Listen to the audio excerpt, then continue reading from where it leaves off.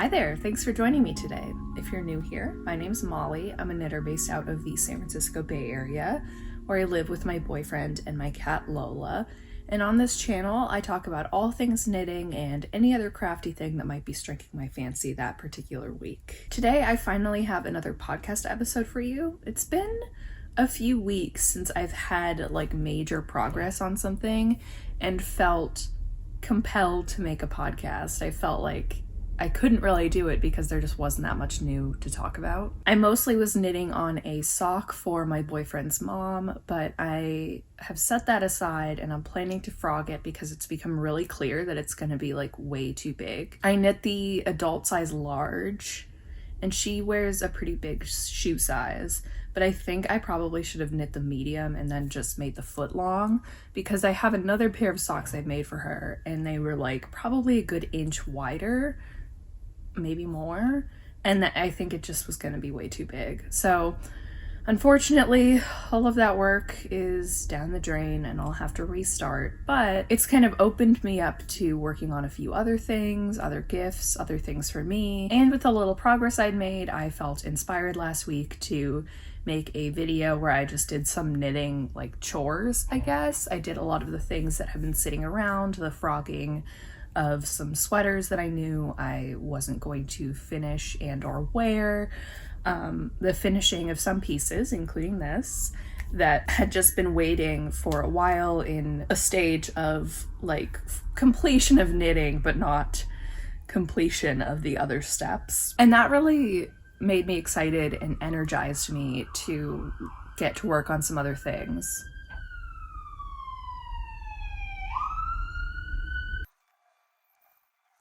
I think when I have been kind of in a stage where things are not working up very quickly and I'm not making much progress, it can be a little bit discouraging. It becomes a little less interesting when I don't have that constant gratification of finishing objects. So sitting down and committing myself to working on those things, finishing them up, getting them sort of out of mind and finished or finished in some way, was just a little kick in the butt to kind of keep working on my projects. The first thing I guess I'll talk about is just what I'm wearing, which is one of those projects that I finished. So I blocked this in that video. This is the Be Thankful cardigan by Lily Kate France, and I knit it in Wool of the Andes tweed in the colorway Welly's Heather. It's I think about 975 yards or 443 grams of this yarn for a size 2, which is one size smaller than I probably should have made to get the appropriate amount of ease. So the size 2 is 43.5 inches and it's for someone with a 32 to 4 inch bust, and I have a 36, 37 inch bust, but I didn't want it to be quite that oversized. So I decided to knit a size smaller. I've knit this before in a size 1, which is even less ease with even less yarn. But this languished for a while. There was a whole mail-based snafu that I created by ordering this to the wrong address, and I forgot what I did. So I had to knit one sleeve kind of blind. I took some notes on some of the mods I made in terms of decreasing the sleeve. So the sleeve is supposed to balloon very dramatically and then decrease super rapidly into the cuff. And I did a few more decreases throughout the rest of the sleeve, although it's still pretty dramatically puffy, I would say. But I'd given myself pretty good notes. I just didn't have any indication of which needle size I used, which was really dumb. So I'm going to try not to do that to myself in the future. But either way, I think it turned out really well. I blocked this for the video, and then as soon as it was dry and off the blocking mats, I added the buttons and sewed in the ends. So here is, I can't really get any farther away, but here are the buttons. These are recycled hemp buttons from Joann. I forget the brand name, but I ordered them online from Joann a while back. I think they look really good, and I'm just really happy with this. I think I did the buttons a little better than I usually do buttons. I'm not very good at sewing on buttons and making them even, and like, I just don't feel like my button band and button sewing game could use work, but I think I did really well on this. The sleeves are a little long. They cover some of my hand, but I do think that makes them pretty cozy, and I do kind of find myself like pulling it up over my hands, so I think it's okay that they're a little bit long. This has been on the needles, so to speak, for many months, and I'm glad that I kind of finally pushed myself to do it. This was something I talked about in my fall plans, and I didn't really get to it until what I would kind of consider like the end of fall, right before I made my fall plans roundup video, which I'll link down below and up above. But I'm really happy with how this all worked out. I think it's great. It's possible one sleeve is slightly longer than the other, but on the whole, I think I'm just really happy with it, and it turned out great. I'll jump briefly into two other finished objects. I've talked about them before in videos, never in a podcast video, at least not as finished objects. I'll start with my faceted cowl. This is by Casey Herlihy, and I used Earl Grey Fiber Company Darjeeling sock yarn in the colorway Moth Wings. So this is a 75/25 superwash merino nylon yarn. I believe it was like 437 yards per 100 grams, and I just measured. I used 87 grams of yarn. I knit this really fast. I talked about it in my fall plans, roundup, evaluation, winter sort of plan outline, and so I'll be quick. I held this double. It worked really well. It's very like squishy and cozy, and I really like the way that this yarn worked up in this. Earl Grey Fiber Co. has beautiful colors. I wasn't able to find a like specific post confirming it, but I think they may have unfortunately stopped dyeing, or at least scaled back their dyeing significantly, because they haven't posted on Instagram in a year. They kind of alluded to changing their like business a little, so I think unfortunately they are not around, which is a bummer because I really love these colors. And this was my last entry into Casey's fall knit along, and one of 3 items that I made for that.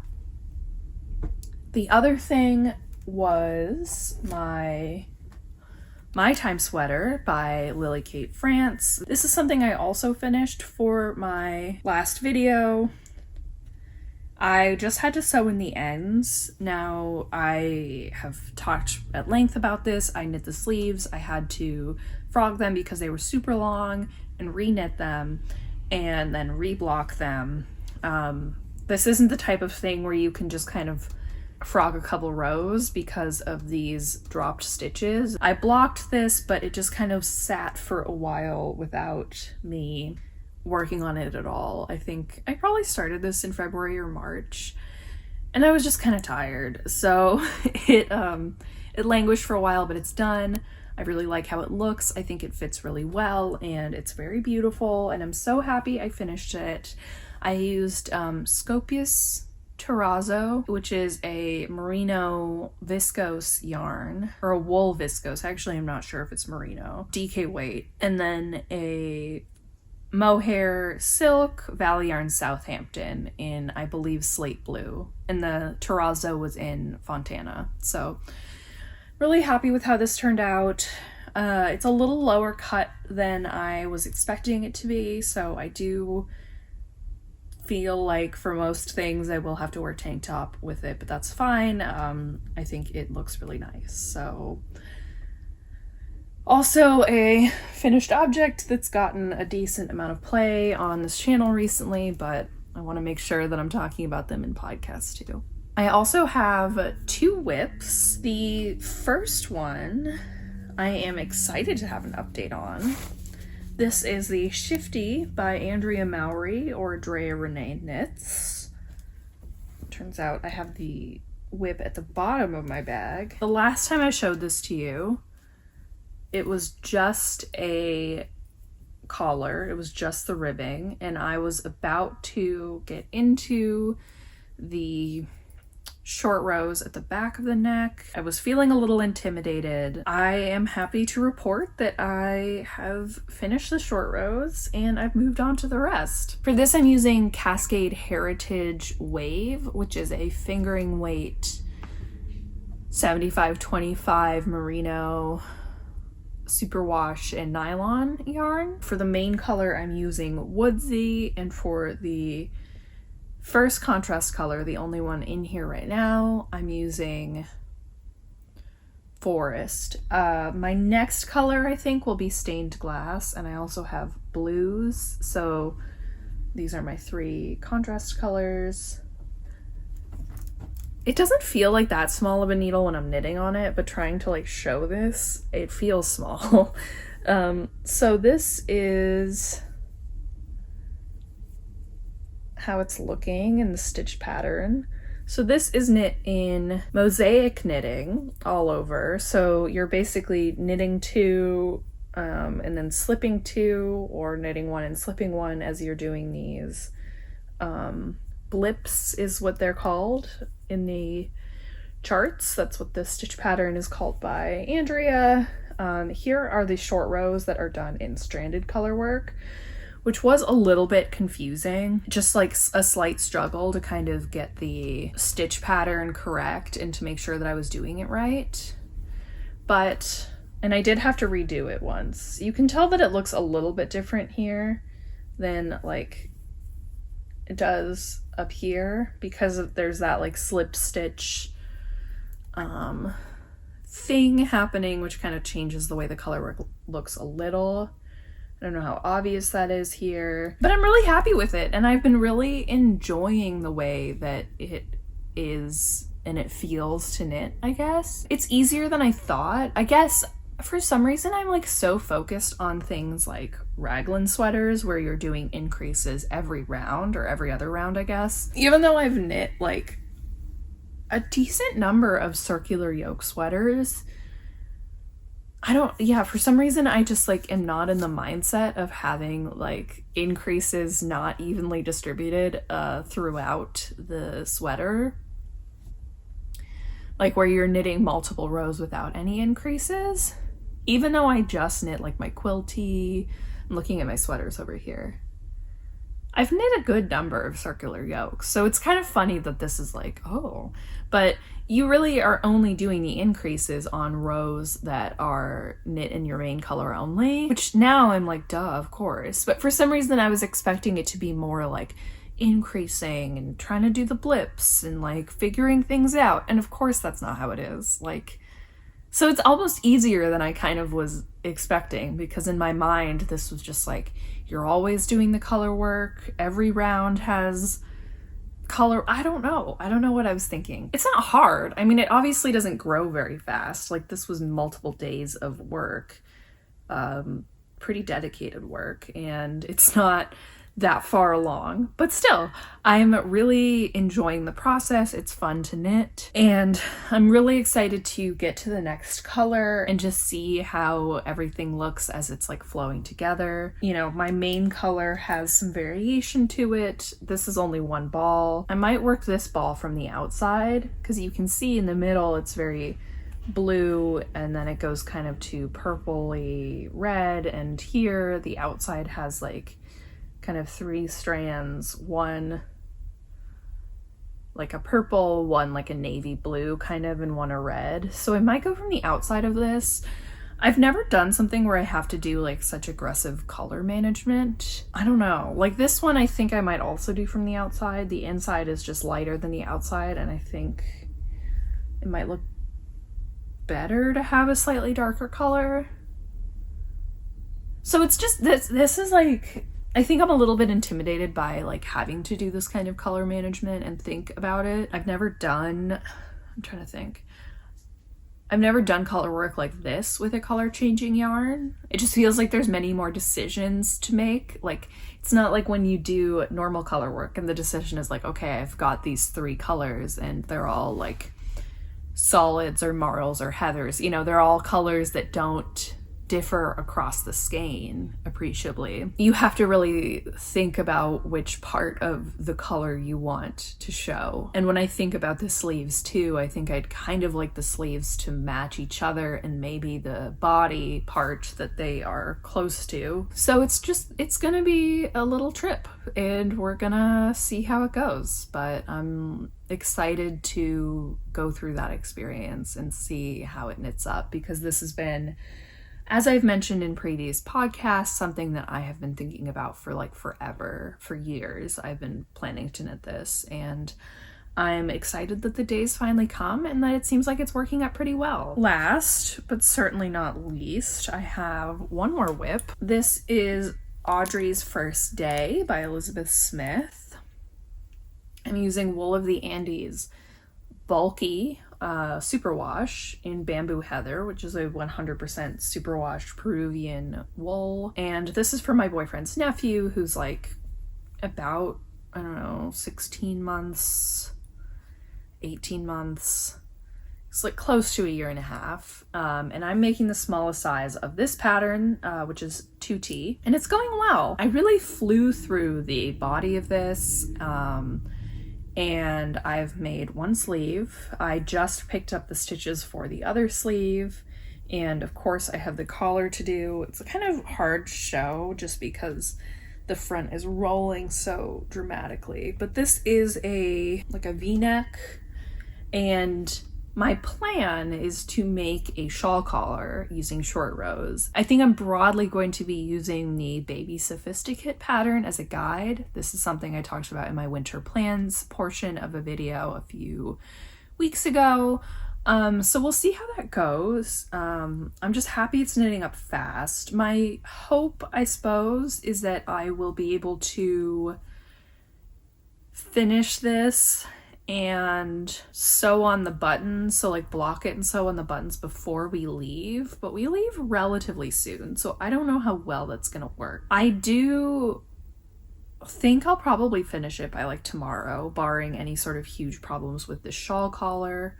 Oh, I should mention, in this pattern, it's written to have eyelet increases, so just yarn overs for the increases along the raglan seam. I chose to do make one right and left for that. Not that it probably matters that much, it just feels a little bit more appropriate for a boy without that, but I mean, who cares?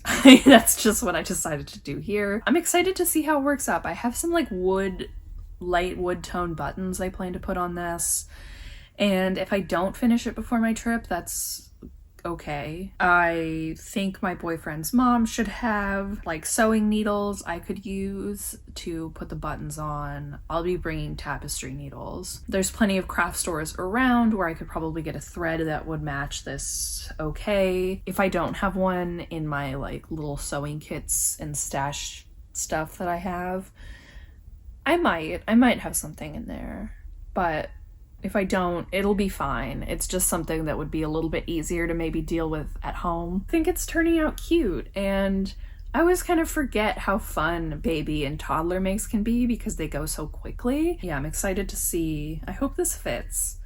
I really have no idea.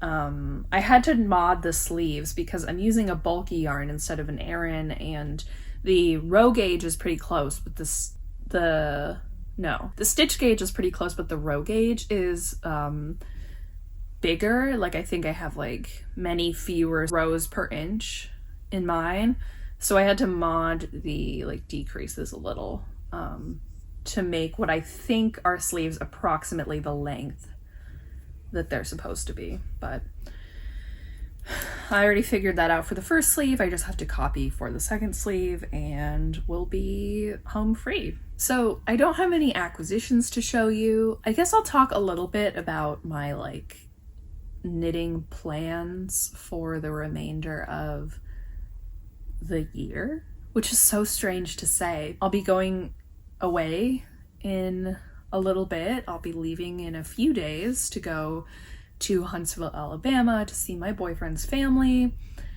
through the new year, which is so, like, it's so strange. It just feels really weird that we've reached this part of the year already. I definitely, needless to say, perhaps, will not be finishing all of the things in my winter knitting plans. I don't think I'll even start my September sweater by Petite Knit. I think that will be pushed to next year.